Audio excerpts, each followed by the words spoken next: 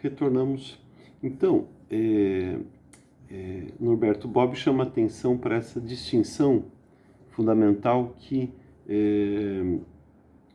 Max Weber faz entre ética de responsabilidade e ética de convicção.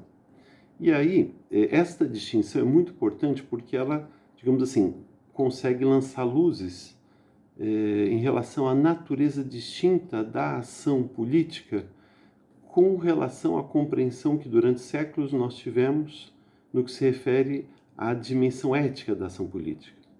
Então, nesse aspecto, Max Weber vai chamar a atenção que, no fundo, é como se você tivesse, na realidade, dois universos morais paralelos, né?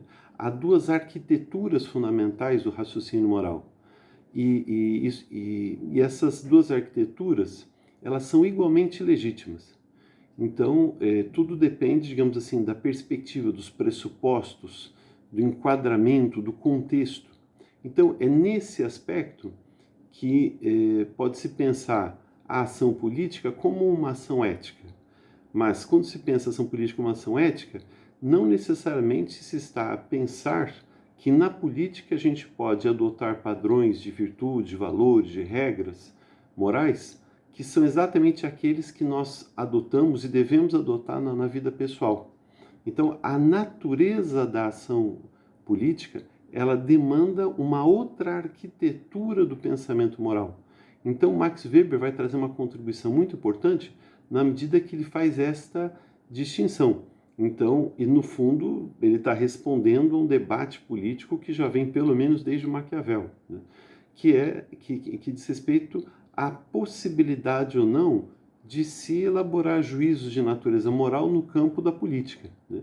E aí, então, o Max Weber ele vai dizer o seguinte, olha, depende da perspectiva, quer dizer, uma coisa é o homem de fé, o homem nas suas convicções morais, o homem na sua intenção moral e assim por diante.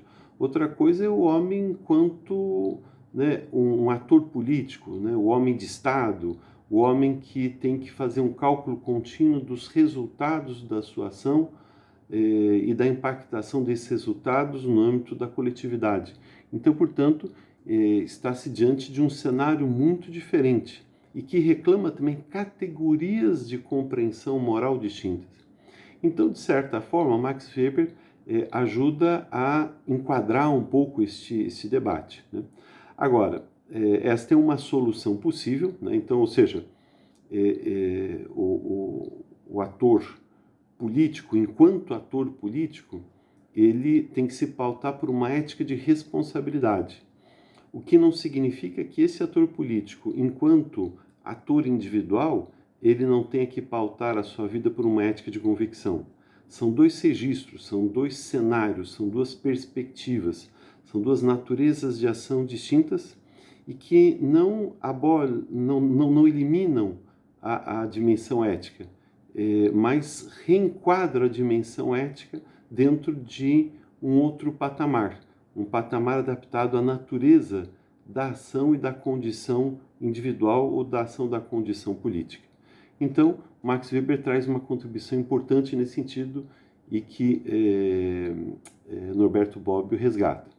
Ora, a partir disso, o Norberto Bobbio avança para a reflexão sobre esta possibilidade ou impossibilidade de se pensar a política numa dimensão ética dentro da história, né, da reflexão filosófico-política, né?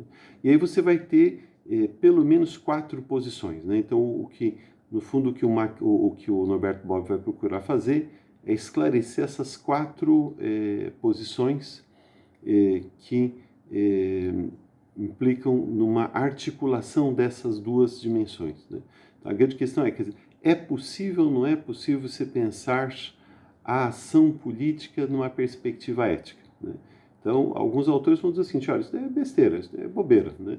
Então, pensar, né, o Benedetto Croce, por exemplo, vai falar, olha, pensar a ação política em termos de honestidade é coisa para os imbecis, né?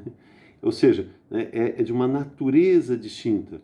Outros autores vão dizer, não, a política é uma forma elevada é a forma mais elevada da ação ética. Então, são perspectivas distintas que vão se configurando. A gente dá uma paradinha aqui e já volta já já.